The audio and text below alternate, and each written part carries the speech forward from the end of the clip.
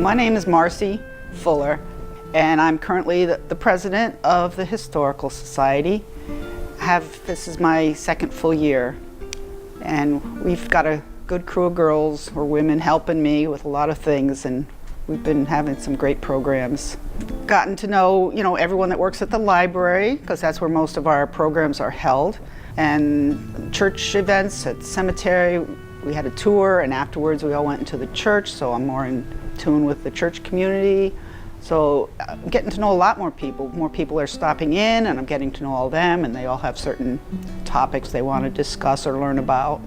So this building, the foundation was laid in 1904. It opened in 1905. It was originally a library, and the children's rooms were downstairs, and the main floor here was the adult section. Before that, there was a library, but books were kept in various places around town, some at the town hall, some at the little church, and so they decided there was a need for a library, and they built this.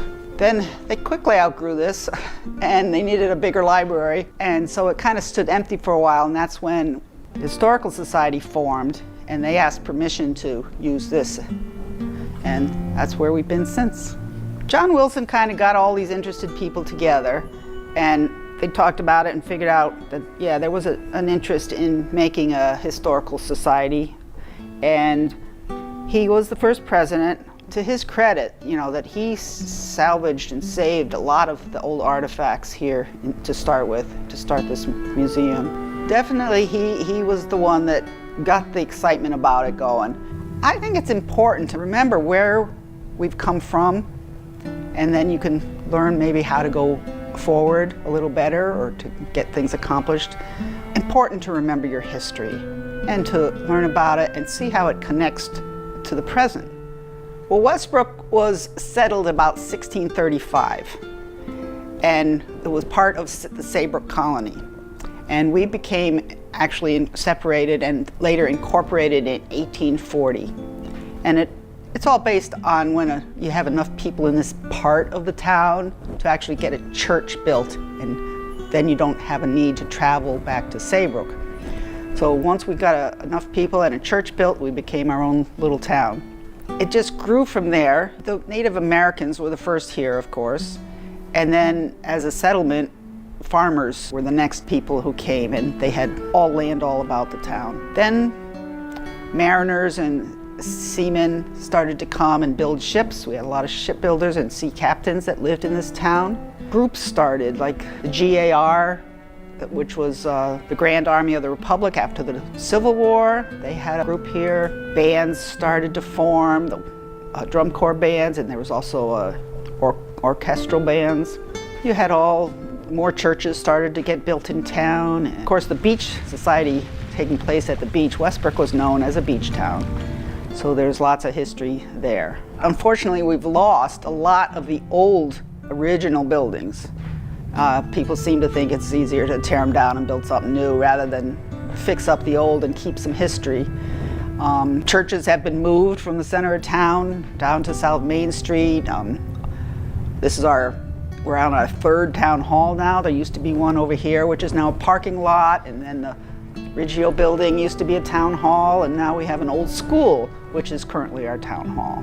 Things keep developing, maybe not always for the best, but I think Westbrook has shaped the Historical Society. We are the collectors of our history here. So whatever has occurred in Westbrook's past, we try to document it and then keep records of it, and then share all that with anyone who's interested.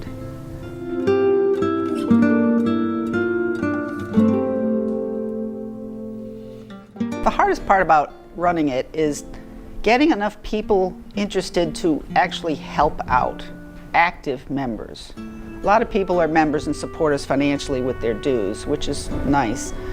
But we need people to help run programs and bring attention to us and get people in here to see it and get the word out and publicity. That's the hardest part. I'd like to say that we're very fortunate to be able to get grants from the Westbrook Foundation, from Connecticut Humanities, and from the Essex Savings Bank.